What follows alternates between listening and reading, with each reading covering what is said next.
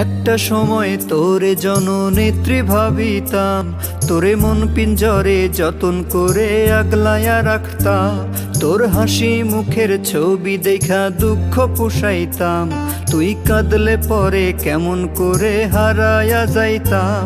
ওরে বিদেশ থেকে দেশে আইনা দিলাম তোরে ঠাই, এখন তোর মনেতেই দেশের জন্য কোনো দরদ নাই। দেশের টাকায় দুধ কলায় পুষলাম খুনি রে, তুই যা রে যা চইলা যা তুই অন্য দেশেতে। হাসিনা রে হাসিনা তুই অপরাধী রে, আমার রক্তে পাওয়া স্বাধীনতা দে ফিরাইয়া দে। আমার স্বাধীনতার সাথে খেলার অধিকার দিল কে? খুনি তুই বড় অপরাধী, তোর ক্ষমা নাই রে। হাসিনা রে হাসিনা তুই অপরাধী রে, আমার রক্তে পাওয়া স্বাধীনতা দে ফিরাইয়া দে। আমার স্বাধীনতার সাথে খেলার অধিকার দিল কে? খুনি তুই বড় অপরাধী, তোর ক্ষমা নাই রে।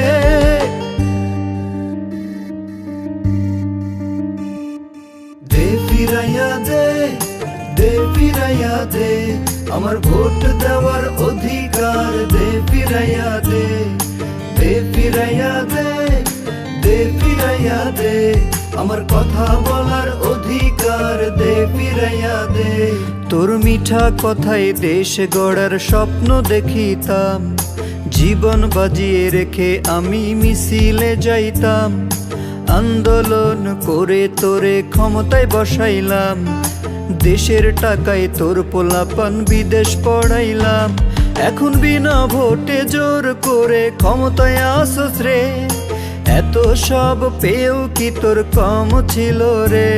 রোজ রাইতে এসে নূর হোসেন কানে কানে কয়, খুনি হাসিনা নিজের জন্য দেশের জন্য নয়। হাসিনা রে হাসিনা তুই অপরাধী রে, আমার রক্তে পাওয়া স্বাধীনতা দে ফিরাইয়া দে।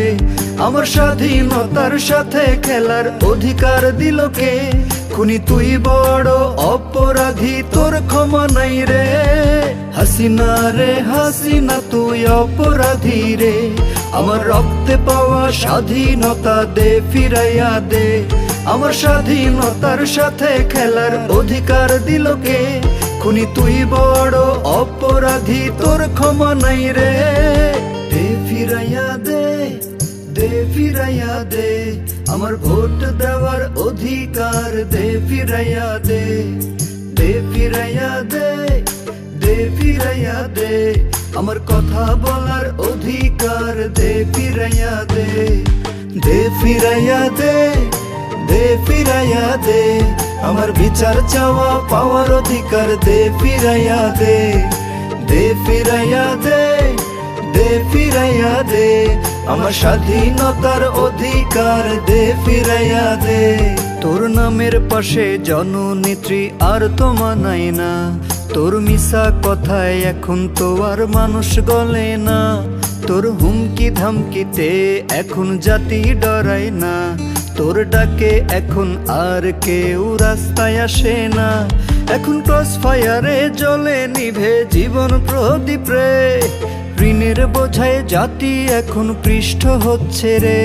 রোজ রাইতে এসে নূর হোসেন কানে কানে কয়, খুনি হাসিনা নিজের জন্য দেশের জন্য নয়। হাসিনা রে হাসিনা তুই অপরাধী রে, আমার রক্তে পাওয়া স্বাধীনতা দে ফিরাইয়া দে। আমার স্বাধীনতার সাথে খেলার অধিকার দিল কে? খুনি তুই বড় অপরাধী, তোর ক্ষমা নাই রে। হাসিনা রে হাসিনা তুই অপরাধী রে, আমার রক্তে পাওয়া স্বাধীনতা দে ফিরাইয়া দে। আমার স্বাধীনতার সাথে খেলার অধিকার দিল কে? খুনি তুই বড় অপরাধী, তোর ক্ষমা নাই রে। হাসিনা রে হাসিনা তুই অপরাধী রে, আমার রক্তে পাওয়া স্বাধীনতা দে ফিরাইয়া দে। আমার স্বাধীনতার সাথে খেলার অধিকার দিল কে? খুনি তুই বড় অপরাধী, তোর ক্ষমা নাই রে।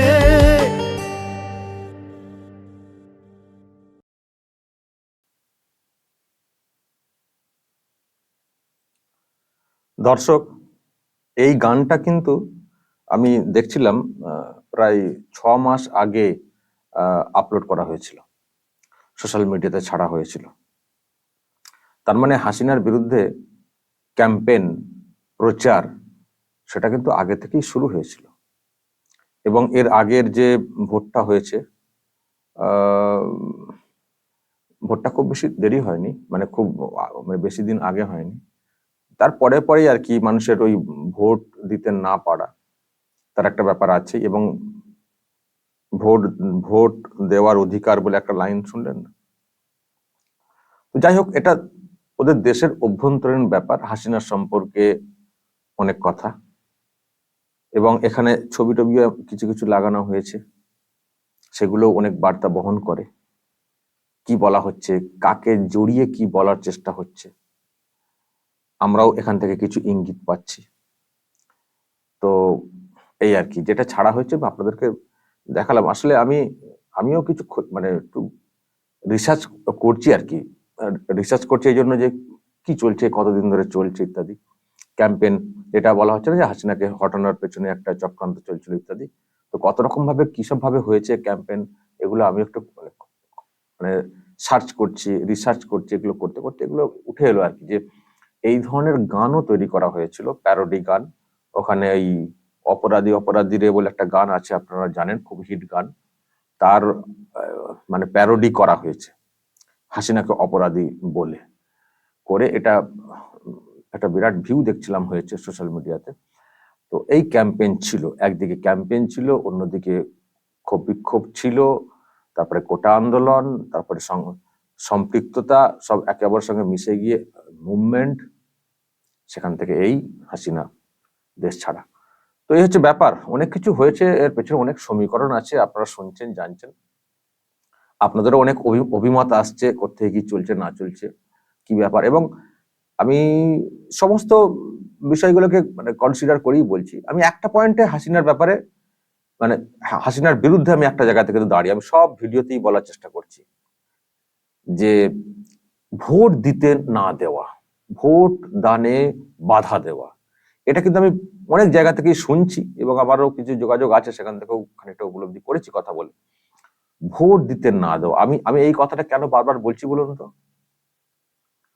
এখানকার শাসকের টনকটা নড়ানোর জন্য। আমি দেখবেন বলছি যে হাসিনা ভারতের বন্ধু, অমক তমক সব ঠিক আছে, কিন্তু তুমি যদি তোমার গণতন্ত্র ফিরিয়ে আনতে না পারো, তুমি যদি তোমার জাতিকে ঠিক শিক্ষাটা দিতে না পারো, এবং যেটা আমি আবার বলেছি যে, আমি এটাও বলেছি যে ওখানকার লোক এই মাইন্ডেড, সেই মাইন্ডেড, জামাত মাইন্ডেড, অমক মাইন্ডেড, সব মাইন্ড ফাইন্ড সে তাদের ব্যাপার, কিন্তু মানুষের ভোটাধিকার যদি তুমি কেড়ে নাও, তুমি যতই বন্ধু হও, এটা ঠিক না, ঠিক না।